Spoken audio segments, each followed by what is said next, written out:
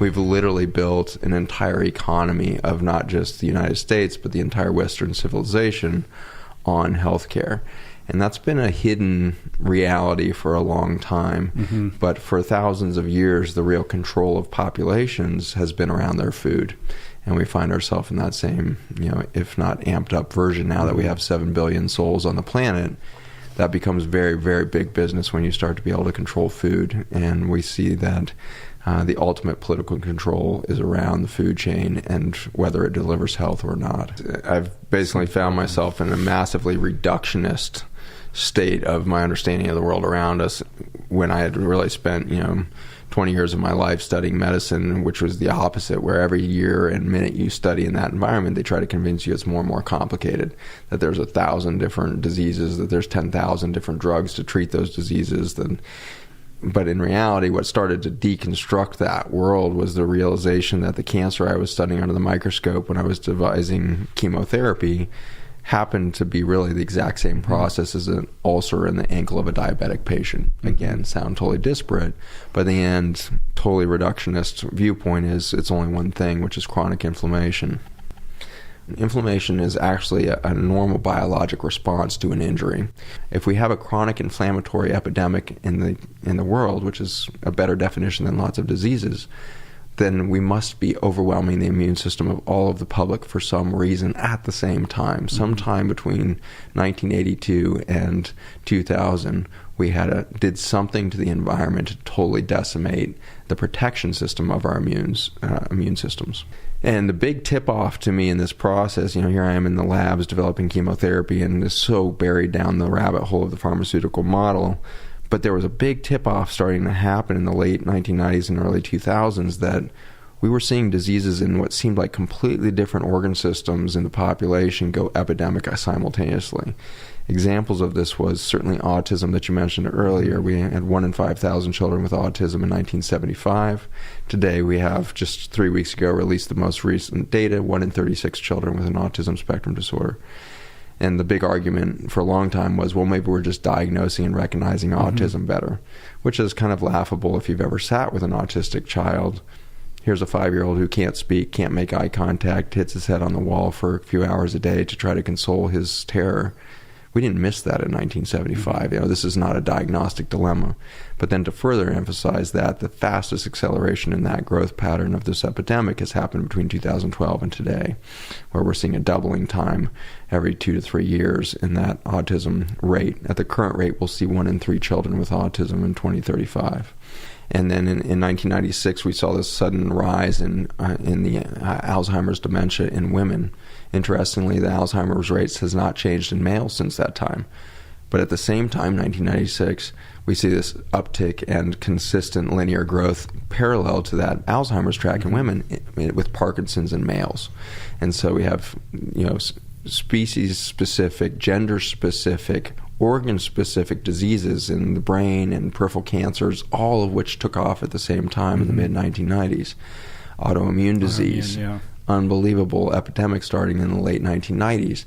And so this was like the cracks that were starting to form in my worldview, that maybe there weren't 1,000 different diseases because they all started going epidemic at once, which really begged the question, is there a root cause of the root cause of the root cause of all disease?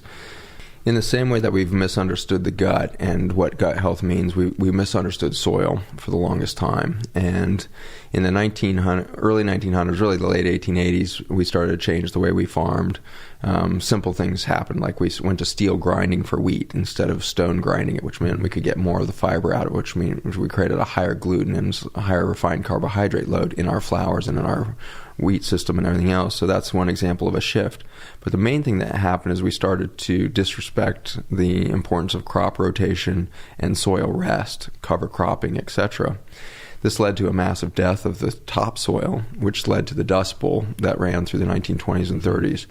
And it's fascinating that here we are only 80 years out from this event where our ancestors, 2 generations, 3 generations, were literally starving to death.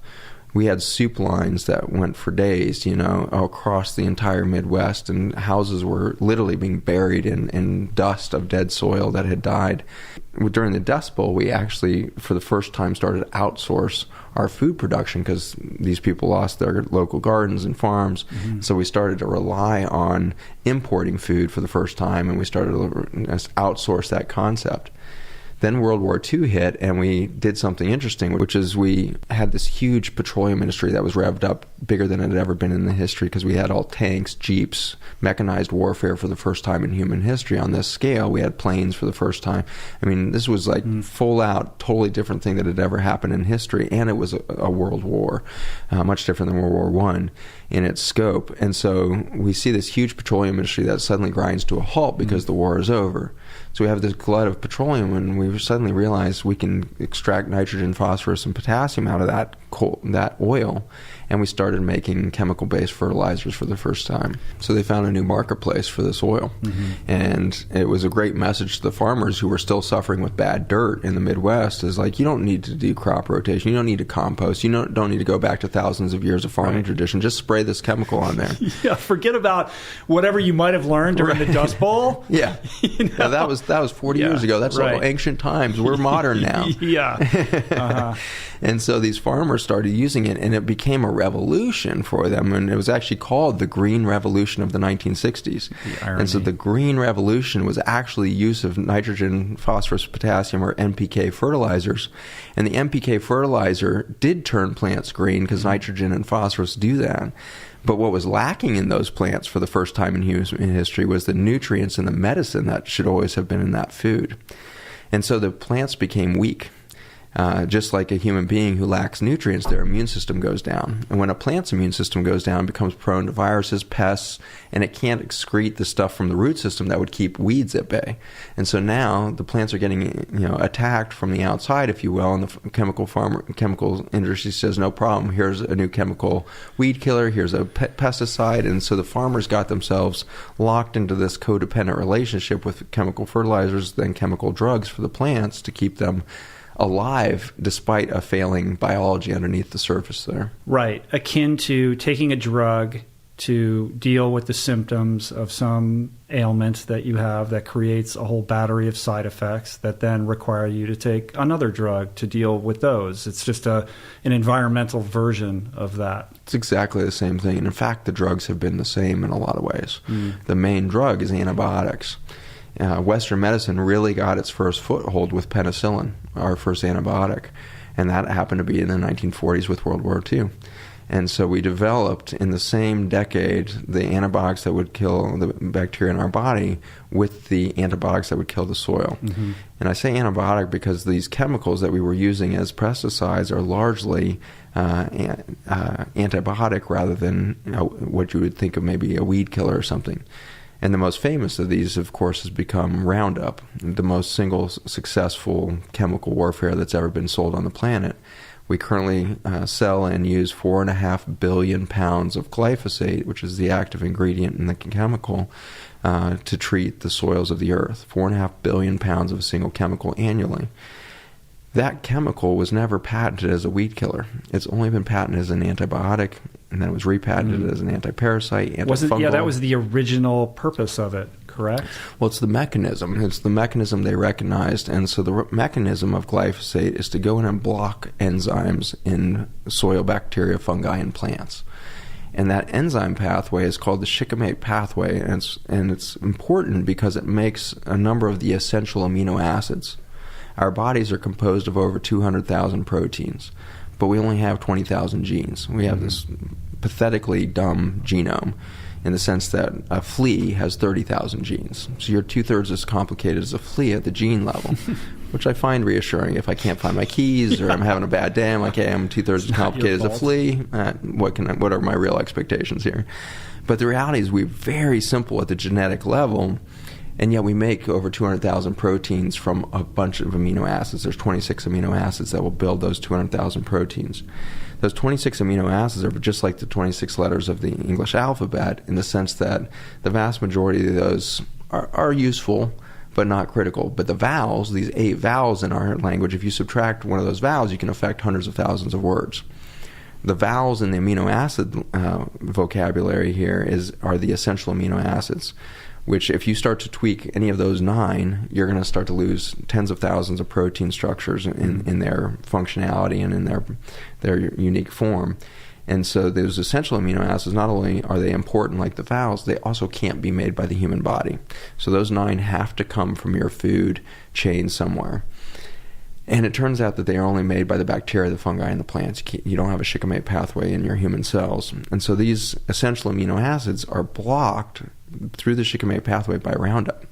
And so imagine treating a food chain with a chemical that blocks the ability of these plants to make the building blocks for a healthy human body. Mm-hmm. Forget about a human, it's a dog, a cat, any mammal, any complex multicellular biology is going to depend on these essential amino acids. And we literally, in the last 15 years, subtracted out the ability to build the body because we changed the 26 letters. And so the current statistics is that less than 0.1% of the Roundup used on the planet actually hits a weed. The other 99.99% gets into the soil and into the water system and washes off. And so we are now seeing the runoff from these farms and in the water table itself. So we have fossil aquifers in the United States here that run from Canada all the way down to, historically, Mexico, that is now dried up. We've turned over 1,000 square miles of Texas into desert over just the last 20 years from sucking water out of the ground. Mm-hmm. That fossil aquifer is now contaminated with Roundup that's filtered down into this ancient freshwater source for us. And then in the same moment, you've got the Mississippi River, which collects over 80% of all of the Roundup in the country, and then it's evaporating the whole time, so it's going into the air that you breathe, and then it goes into the clouds, and then it rains down on us. Recent studies in the air and rainfall in the southern United States is showing 75% of the rain, 75% of the air contaminated with Roundup. So before you even take a bite of food, insane. You're being hit with an antibiotic when you breathe. You're getting hit with an antibiotic when you experience rainfall. And so you may be growing organic crops, but they're getting rained on. And so we have now locked this water-soluble toxin into our environment. Fortunately, to give you a little bit of breather here from the bad news, is that there are bacteria and fungi that can eventually digest the glyphosate. The downside is we need to stop spraying it so that they can return. Mm-hmm. We're decimating those very bacteria and fungi by the presence of Roundup to the point where they're not digesting it. Current estimates is if we stop spraying Roundup tomorrow, it would take about 50 years before our ecosystem saw a drop in the level of Roundup below our toxic levels. If the conspiracy theorist was right, then we'd see 1 in 2 people with cancer, we'd see 1 in 30 kids with autism, we'd see Parkinson's going crazy. They're literally repeating back, if it was toxic, we would see literally what we're seeing, And so the reality is the public health statistics have gotten so grim in the last 8 years that nobody can call this a conspiracy theory anymore. Right, but it's almost like, but where's the smoking gun? The smoking gun is what's been missing. Mm-hmm. That's what we found in 2012. So in 2012, we found it backwards. I don't think anybody's actually smart enough with the human gray matter that we're given to actually create a paradigm shift prospectively, right? So every great, mind that we look to in past, Galileo or, Ben Franklin or anybody, we said, they discovered something, or, Edison. These just came at moments when the evidence got so overwhelming that it became obvious, right? And so in the same way, in 2012, the evidence was getting so overwhelming that we were onto something in the nutrition world. But at the time, I was still thinking cancer therapy, because my background was in chemotherapy development. And so when I found these molecules in soil that looked similar to the chemotherapy I'd been making, a lot of bells started ringing of like, what is that? Where did it come from? How is there medicine in the dirt? Like, where is that coming from? And within a few weeks of that discovery of those molecules, we found out that bacteria and fungi were making these specific shapes of these carbon molecules.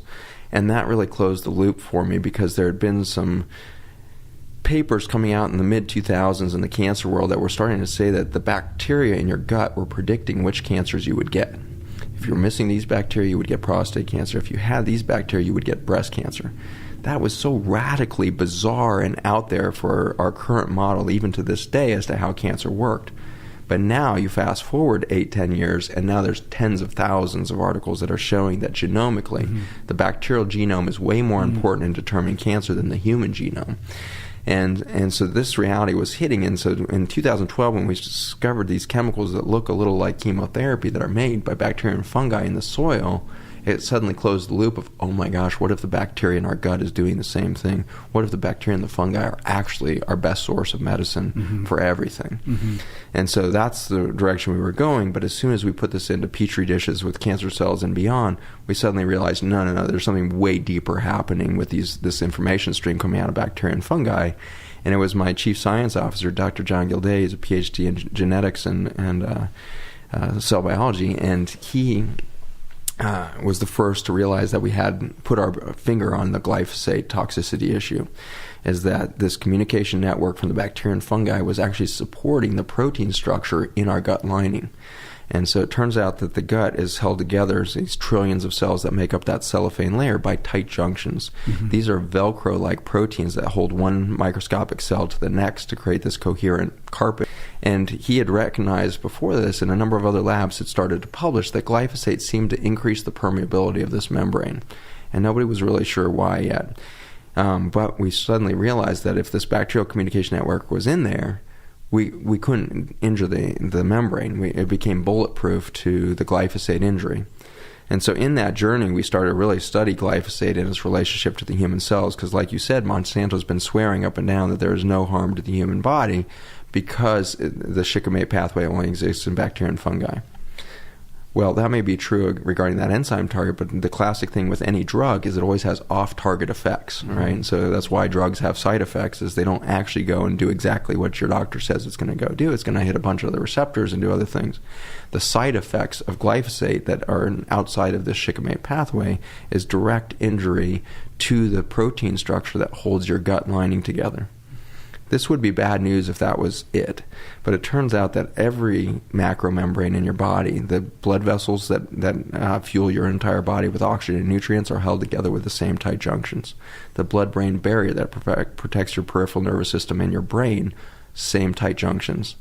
The kidney tubules that are held together to detox your body, same tight junctions. And so what's happened as we've introduced a chemical that's directly toxic to this Velcro-like protein is we turn into leaky sieves on the front end, gut leak and nasal sinus leak. And so every time we breathe, every time we eat, we're starting to leak and our immune system gets overwhelmed. Then the blood vessels that are supposed to deliver either an immune response from peripheral or get nutrients to some distant space is also leaking. And so we're getting permeability of the blood vessels. Then you get to the blood-brain barrier. This is supposed to be the holy of holies. A peripheral nerve or the brain is supposed to be protected against everything in your blood, because even glucose, which is the main fuel for your brain, should not get into the brain in an unregulated fashion. It will damage the nerves. And so the holy of holies of the central and peripheral nervous system is being destroyed. And so if that's true, if glyphosate was really damaging that, then we should see a massive explosion in neurologic injury to children and adults starting in about 1996. And that's exactly when we see this steep increase happening in autism, Alzheimer's, Parkinson's, neurodegenerative conditions like MS, autoimmune diseases, and all the rest. I mean, all of this has sounded like a lot of bad news, but identifying a problem is so much of the solution. And so now that we identify the problem, look, we've put into our food chain a chemical that deletes the ability to build a healthy human body. We've put into the food chain a chemical that deletes the medicine out of our food, which we didn't have time to talk about, but that same shikimate pathway makes the alkaloids, which are the medicinal features of our food, is deleted by glyphosate. So we build a diseased body, we build a food chain that doesn't have the medicine in it, and then we take away the most vital thing, which is this microcosm, macrocosm phenomenon you just talked about. So far I've been describing to you that we are losing the identity between the outside world and our immune system by the breakdown of these membranes. We get leak. That's literally taking away self-identity from the immune system, and so we get autoimmune disease where we're starting to react to our own body as if it was foreign. In the same way, at the macro level, I believe we're losing our self-identity as human beings as we start to leak. And we start to become majorly depressed, panic disorder. We start to get lost down these rabbit holes of doubt, insecurity, fear, guilt. We have spiritual crisis. We have relationship crisis that's on an epidemic level equal to cancer and beyond. The ability to stay in human relationships seems to be the most complicated thing that we could possibly endure right now. It's because we are literally losing self-identity at the cell level because we are eating a chemical that breaks our self-identity at the cell level. a sickness happens and it results in an immune reaction and a healing process. I think that's what's happening to our society right now. We have a sickness and a disease on the planet of loss of self-identity and human consciousness of our purpose here, only to trigger the ultimate healing process, which is to realize that we're all one. We are all on one mission to find truth in ourselves and through one another. We are calling in community. We are going to overcome the isolation of our cell phone era. We're going to start to touch each other more. We're going to hug each other more because we have to. And that's a beautiful healing process that I already see afoot in the world around me. And I'm blessed to be able to go and speak all over the world right now. And I'm blessed in that journey to see humans changing their macro consciousness as they change their diet, as they change their nutrition, as they get in touch with their food chain, as they put bacterial and fungal communication networks back into their body. They come back 18 months later to my clinic and they'll say, "Doc, I just left my husband. He's been abusing me for 35 years and I finally realized I don't deserve that." And I left. And so a woman can in an instant suddenly realize, as her boundaries go up at the gut and at the blood-brain barrier, her macro boundaries of that's not spiritually and psychologically appropriate. I am me, I am important, I am loved, I don't need that kind of abuse in my life. In the same way, I'll have somebody walk in and say, "Doc, I just quit my job. I just started my company that I've been wanting to start for 30 years and wasn't confident enough to start, and I just realized I am ready, and I just did it." And so I have this goosebump experience over and over again, despite some of the tragedy that's in the talks that I give and the science that I now know. And I'm constantly seeing this bubbling up of human hope and human healing and consciousness coming on, and I take great hope in that. I take great excitement that if a few of us can become conscious and aware and awake right now, it has a ripple effect that is so quick, and it has to be quick, because one thing we can be certain with, no matter what background we come from scientifically or politically, we can agree that any society faced with 1 in 3 children with autism will collapse under a financial blow that is inescapable. And so we're about 16 years away from a sure, complete collapse of our financial status as a country, and yet we don't hear a single politician talking about it. Because why? Because the politicians are not the solution. You and I are the solution as consumers, and we are doing it already. The organic food movement, nobody predicted how successful it was going to be. 10 years ago, it was less than 1% of the food sold in the country, and now we're pushing it. We're up to maybe 4 or 5% in a lot of communities. If we can push that to 16%, these are numbers that were apparently leaked from Monsanto. In their marketing analysis, if the American food chain became 16% organic, Monsanto and chemical farming would lose its financial stability. Thank you for watching this episode of After School. I'm Dr. Zach Bush, and I'm just honored to be with the community. At the fabric of our nature is the message and capacity for regeneration. And fascinatingly, after the last 5 extinction events on the planet, there has been an explosion of life. Because in fact, the fabric of the genome, the fabric of biology as it is made, is that of adaptation and diversification. After every major extinction event, the level of stress within the genome inspires more creativity. It is not a demise, it is not a victim, it sees the opportunity for something more dynamic, more adaptive, and more resilient, and ultimately more intelligent. After that last great extinction, the world did not suffer back or struggle back to create the dinosaurs. Instead, Mother Nature envisioned the possibility of birds, mammals, humans. And here we walk the earth today. And we have triggered an extinction event through our extraction and our consumption because of our belief that we are separate from nature, that we need to control her, that we need to domineer her, and that we actually are some sort of manifest destiny towards her consumption. Changing that mindset and coming into alignment with Mother Nature will create a future that none of us can imagine. We could in fact be a part of that new adaptation of biology on Earth for a more intelligent, more diverse, and more explosively regenerative future. I look forward to being there with you.